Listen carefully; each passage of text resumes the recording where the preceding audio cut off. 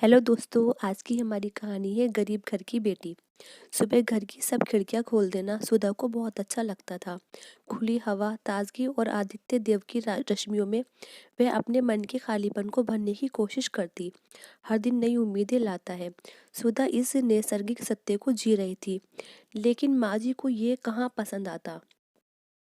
शक संदेह के चश्मे से बहू को देखने की उनकी आदत थी।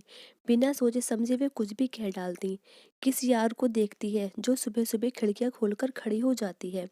कहते हैं तीर तलवार शायद इतनी गहरी चोट ना दे सके जितने शब्द घायल कर जाते हैं। यहाँ तो रोज का किस्सा था। औरत जो थी जिसकी नीयत सबकी सुनने की होती है, इसीलिए सुधा उनके कटु शब्दों को भुला देती।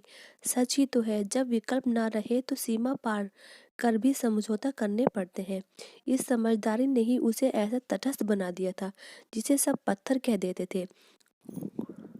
कुछ असर नहीं, जो चाहे कहो, लेकिन ये किसे पता था कि उसके आहत को कब टूट बिखर गया। ये तो उसे खुद भी पता नहीं था। उसके मायके को लेकर ससुराल में खूब बातें बनती। रोज रोज के ताने सुधा को अब परेशान नहीं करते। आदत जो बन गई थी, सुनना और पत्थर की मूरत बनी रहना, जिसकी न जबान थी न कान। उसका दिल धड़कता था, यह एहसास शायद अब किसी को नहीं था। सास की फप्तियां उसके दिल को छलनी करती, लेकिन फिर भी वह उसी मुस्कुराहट से जीती जैसे कुछ हुआ ही नहीं। कितनी अजीब बात है, बहू मुस्कुराए तो बेहया का तमगा पाती है, बोले या प्रतिकार करे तो संस्कारहीन। ससुराल में उसकी एक देवरानी भी थी, प्रिया, बड़े घर की बेटी, जिसके आगे सासू माँ की जबान भी तलवे से चिपकती रहती। जब प्रिया अपने मायके जाती तो सुधा को भी अपने घर की बहुत याद आती। पर जाए तो कैसे, किसके घर जाए। वह रिश्ते इतने खोखले हो चुके थे कि अब कोई एक फोन करके उसका हाल पूछने को भी वाला नहीं था। आज जब प्रिया अपने मायके से वापस आई तो उसका मन भी तड़पने लगा। सासू माँ उसके लाए उपहारों को, कपड़े गहने को देख फूली नहीं समा रही थी। रह रहकर सुधा को कोसना जारी था। प्रिया सुधा को अपने कमरे में ले आई, उसे अपने पिहर के मजेदार किस्से बताने लगी। सुधा जैसे अतीत में खोने लगी, अपनी भाभी के बारे में सोचने लगी। महारानी जब चाहे मुंह उठाकर चली आती हैं। दोपहर का समय था, इसीलिए उदास मन के साथ बिस्तर पर सुस्ताने लेट गई। अतीत की यादें कुटु स्मृतियां चलचित्र की तरह मस्तिष्क में साकार होने लगी। पापा दुनिया से विदा हुए तो पीहर का रास्ता हमेशा के लिए बंद हो गया। माँ बचपन में ही गुजर गई। पापा ने ही दोनों भाई बहनों को संभाला था। ये सच था कि उन्होंने कभी माँ की कमी महसूस नहीं होने दी। सुधा ने छोटे भाई को ऐसा ही ममता भरा प्यार दिया जैसा बच्चा अपनी माँ से उम्मीद करता है। उम्र में वह 3 साल बड़ी थी, लेकिन बचपन से उसे बड़ा भाई भी तो बना दिया था। मासूमियत छिन गई, लेकिन भाई राहुल भी उस पर जान छिड़कता था। समय पंख लगाकर ऐसे उड़ा कि पता ही न चला कि गुड़िया गुड्डों से खेलते वे कब बड़े हो गए। पापा जल्दी से अपनी जिम्मेदारी से मुक्त हो जाना चाहते थे। विवान का रिश्ता आया। इंजीनियर, सुंदर, सौम्य, सौभाग्य सौभाग्य था। परिवार बस, पापा को और क्या चाहिए था। झट से रिश्ता पक्का कर दिया। सुधा खुदगर्ज नहीं थी। उसे लगा अपनी भाभी बिना घर घर नहीं हो सकता। भाई के प्रति असीम प्रेम और पिता के स्नेह को समझ सुधा ने जिद पकड़ ली, मैं शादी करूंगी तो एक ही शर्त पर, भाई की शादी भी उसके साथ हो। किसे पता था कि यह प्रेम ही आगे समस्या बन जाएगा, सरल जीवन को कठिन कर देगा, रिश्तों में दूरी बढ़ती जाएगी। देने की स्थिति में नहीं थे, प्रतिभाशाली होकर भी अभी बेरोजगार थे। दोनों ही सास ससुर पर निर्भर थे, इसीलिए मजबूरियों से समझौता समझदारी था। पापा को शायद ये उम्मीद न रही होगी, इसीलिए सुधा की शादी के बाद शुभ बेचैन रहने लगे। दूसरी तरफ राहुल भी अपनी पत्नी और पिता के बीच संतुलन बैठाने में पिस रहा था। पापा को दुख न पहुंचे, इसीलिए सुधा ने मुंह सिल लिया था। लेकिन पापा थे कि उसकी आंखों को पड़ जाते।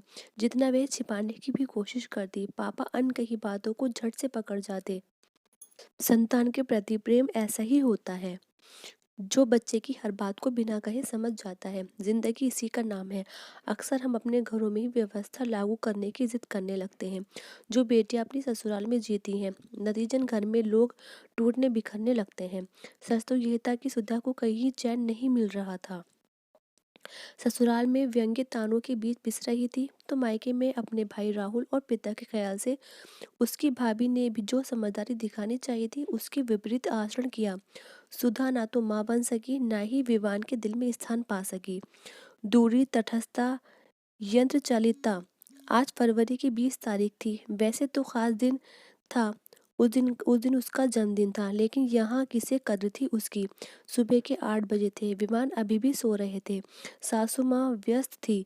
तभी दरवाजे की घंटी बजी। सुधा ने खिड़की से बाहर देखा। अचानक उसका रोम रोम खिल उठा। अपनों का प्यार सैलाब बन फूट कर बाहर आ गया। सैलाब बन फूट कर बाहर निकलने लगा। दरवाजे पर राहुल और भाभी खड़े थे। सुधा चहकते हुए दौड़ी। हैप्पी बर्थडे दीदी। राहुल ने पैर छूते हुए दी को शुभकामनाएं दी। भाभी भी उसके पैर छू रही थी। इसने ही क्षणों में कटुता क्षणभर में छूमंतर हो गई। सास और प्रिया आश्चर्यचकित थे। राहुल आज उन सबके लिए उपहार लाया था। सुधा किचन की तरफ दौड़ी।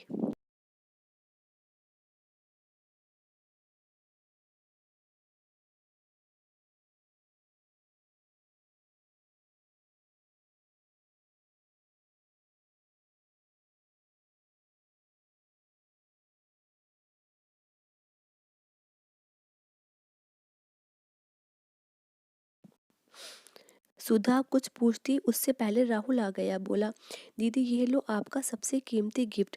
मुझे जीजू ने ही सजेस्ट किया था। सुधा पैकेट खोलने लगी। उसकी आंखों से आंसू बहने लगे। एक बड़ी सी फ्रेम की हुई पापा की तस्वीर जिसमें उनकी मुस्कुराहट सुधा को नया जीवन देती महसूस हो रही थी। फोटो के अलावा गुड्डे गुड़िया भी थे जिनसे सुधा और राहुल बचपन में खेला करते थे। उपहार तो और भी बहुत लाया था राहुल, लेकिन यह चीज उसका दिल छू गई। आज पूरा दिन सुधा के नाम था। विवान ने शाम को एक आलीशान होटल में डिनर रखा था।